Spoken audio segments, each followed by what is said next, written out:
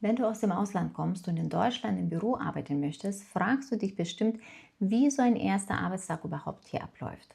Ich erzähle dir heute, was dich ungefähr erwartet und was du auch wirklich wissen solltest. Ne?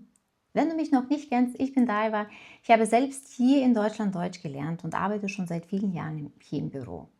Natürlich ist jedes Unternehmen ein bisschen anders, aber viele Dinge laufen doch auch ähnlich ab und so kann ich dir zumindest einen groben Überblick geben. Also, dann schauen wir. Bevor dein erster Arbeitstag überhaupt anfängt, würde ich dir echt empfehlen, dich noch mal sehr gut über das Unternehmen zu informieren. Was macht das Unternehmen? Was macht das genau? Was ist dem Unternehmen wichtig? So kannst du dann auch am ersten Tag schon gezielte Fragen stellen. Schau auch noch mal nach, ob du irgendwelche Unterlagen für den ersten Tag noch mitbringen sollst. Die Informationen bekommst du dann meistens schon vor deinem ersten Arbeitstag, ja, per E-Mail oder per Brief. Dann ist natürlich die Frage, was ziehst du am ersten Tag an? Und das hängt wirklich vom Unternehmen ab. In manchen Büros tragen die Mitarbeiter Anzüge, Blusen oder Bläser. In anderen Unternehmen sind Jeans, ja, und ganz normale Oberteile auch völlig okay. Wenn du nicht weißt, wie es bei deinem Arbeitgeber üblich ist, würde ich am ersten Tag lieber etwas Schickeres anziehen. Plane auch morgens ein bisschen mehr Zeit für den Weg ein. Am ersten Tag solltest du echt nicht zu spät sein. Und Pünktlichkeit hier ist in Deutschland super wichtig. Du musst aber natürlich auch nicht eine halbe Stunde vorher da sein. Ein paar Minuten vor der vereinbarten Zeit reicht auch völlig aus.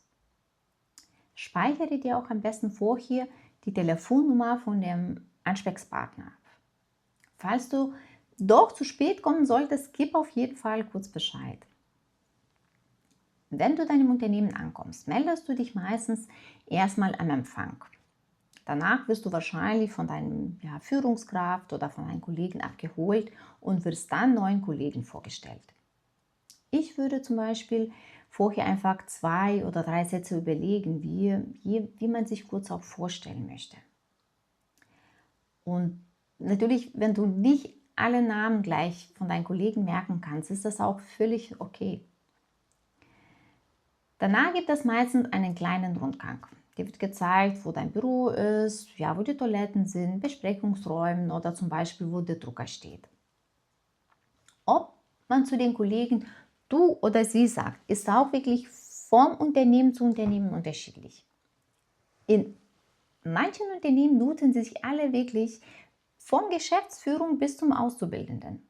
In anderen Unternehmen ist das sie auch noch ganz normal. Besonders bei Führungskräften oder bei Kollegen, ja, mit denen man nicht so viel zu tun hat. Wenn dir jemand aber du anbietet, dann kannst du natürlich auch die Person duzen. Wenn du aber unsicher bist, würde ich dir erstmal wirklich empfehlen, bei sie zu bleiben und schauen, wie die anderen miteinander sprechen. Danach wird dann dein Arbeitsplatz gezeigt und bekommst dann deinen Computer, vielleicht ein Telefon, Zugangskarte oder Zugangsdaten für verschiedene Programme.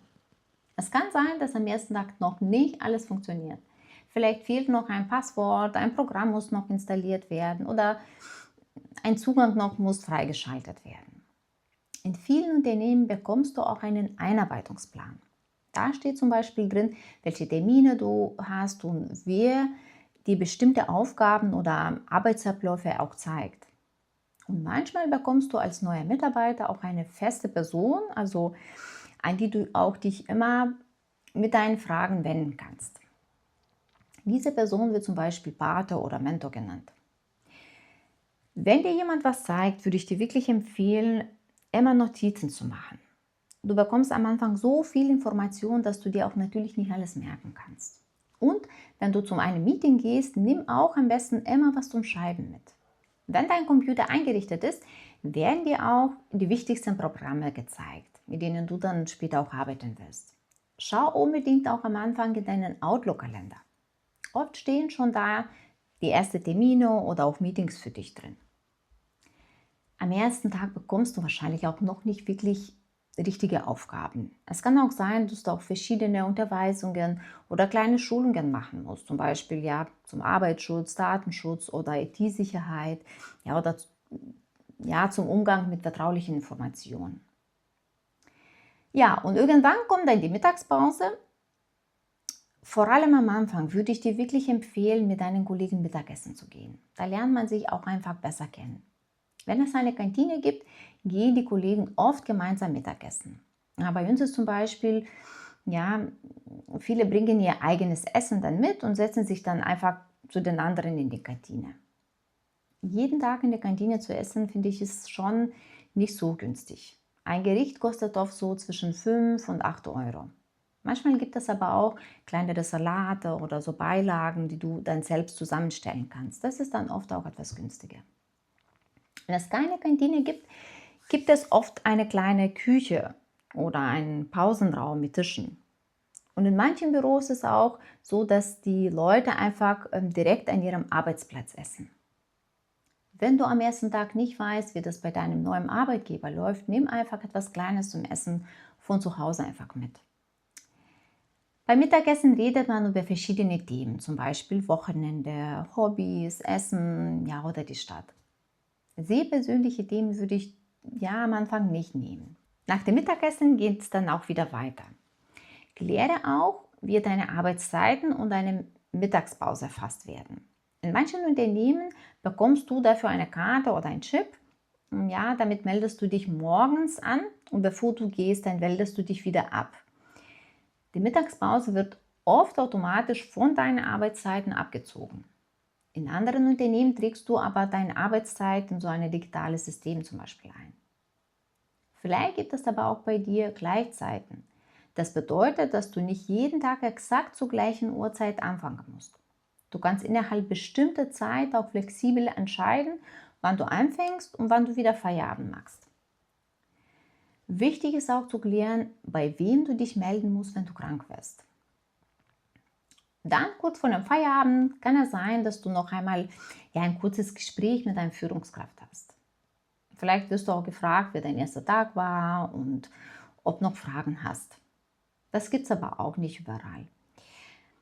Wenn du nach Hause gehst, verabschiede dich kurz von den Kollegen, also zumindest von denen, die direkt bei dir im Büro sitzen oder die du ja beim Rausgehen siehst.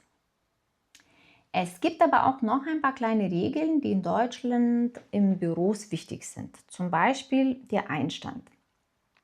Das bedeutet, wenn jemand neu im Unternehmen anfängt, bringt er meistens noch nach ein paar Tagen etwas für Kollegen mit, zum Beispiel Kuchen, Süßigkeiten oder ein paar Brezeln vom Bäcker. Frag auch am besten, wie das in deinem Team auch üblich ist. Auch beim Kaffee kann es unterschiedliche Regeln geben. Manchmal stellt ja auch der Arbeitgeber Kaffee und Milch zum Beispiel zur Verfügung und in anderen Büros sammeln die Kollegen Geld und kaufen davon gemeinsam dann auch Milch und Kaffee. Auch Geburtstage werden unterschiedlich gefeiert. In manchen Teams wird Geld gesammelt und das Geburtstagskind bekommt dann eine Kleinigkeit zum Geburtstag. So, jetzt weißt du schon mal ungefähr, was dich an deinem ersten Arbeitstag erwarten kann. Ich hoffe, das hilft dir. Okay, dann mach's gut und bis bald. Tschüss.